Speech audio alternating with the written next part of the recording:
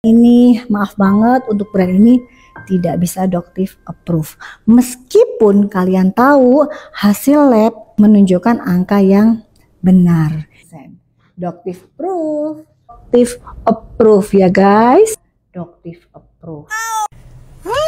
Hebat kamu ya Doctive ya, seakan-akan hanya kamu yang bisa menentukan sebuah produk itu approve atau tidak approve ya.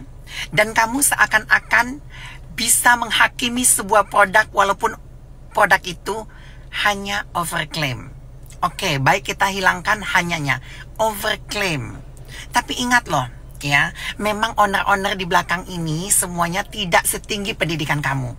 Ya, tidak sepintar kamu, tidak sehebat kamu, karena kamu dokter yang kamu bangga-banggakan itu. Tapi perlu kamu ketahui, mereka bisa lebih hebat dan lebih kaya dibanding kamu. Makanya kalau kamu jadi dokter, jangan kismin. Hilangkan penyakit hati. Ya, hilangkan penyakit hati. Seharusnya dengan label kamu sebagai dokter, kamu malu dengan dokter-dokter yang lain, yang mana mereka fokus dengan pekerjaan mereka di bidang mereka masing-masing. Mereka tidak sibuk mengurusi bisnis orang lain, ya. Oh, dan jangan beranggapan alibinya, oh saya akan menyelamatkan masyarakat. Itu bukan tugas kamu, say. Sudah ada tugasnya masing-masing. Dia punya bidang masing-masing. Termasuk kamu punya bidang masing-masing sebagai dokter, ya. Di belakang kamu tidak ada SPKK, saya cek. Di belakang kamu tidak ada dokter apa. Kamu hanya sebagai dokter, mungkin dokter umum. Cuman kamu belajar estetik, kan bisa jadi seperti itu.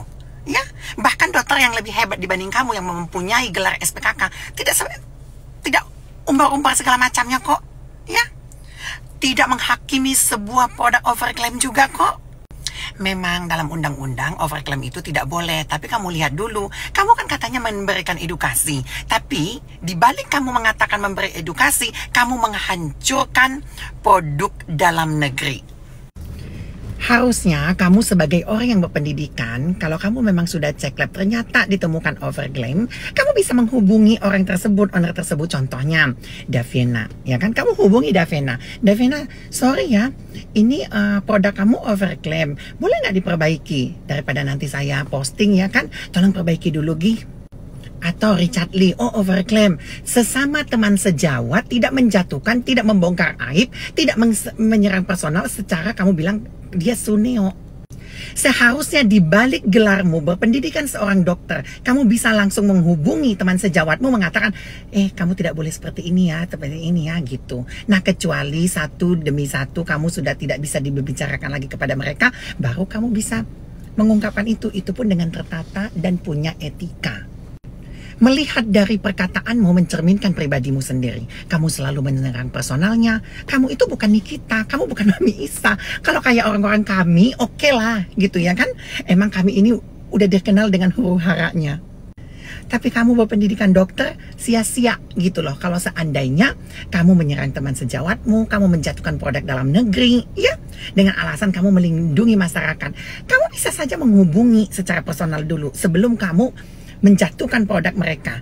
Ingat loh, mereka ini mempunyai karyawan yang sangat luar biasa yang banyak. Ya, kalau seandainya pun mereka terjadi kesalahan overclaim ataupun ada mengandung bahan berbahaya atau zat aktif yang lainnya, kamu bisa melaporkan ke Badan BPOM. Ingat, lagi-lagi kami bicarakan, kita mempunyai Badan BPOM, ya, yang mempunyai hak kapasitas, dan kamu jangan over kapasitas. Tugasmu hanyalah melayani pasien di klinikmu. Kalau kau tidak mempunyai klinik, kamu kerja di dokter yang lainnya. Mungkin di dokter Oki, mungkin di dokter Richard. Ya, kalau kamu tidak mempunyai pekerjaan apapun di bidang kedokteran, ya kamu bisa bekerja di rumah mami online. Tukang sapu-sapu gitu, ikan kali ah. Saya rasa karena kamu banyak dipuji oleh netizen, jadi kamu terbuai dengan pujian itu. Ya, ingat loh, dokter Richard dulunya sama seperti kamu, gila pujian, banyak pujian. Ya, tapi karma itu dia dapatkan sekarang.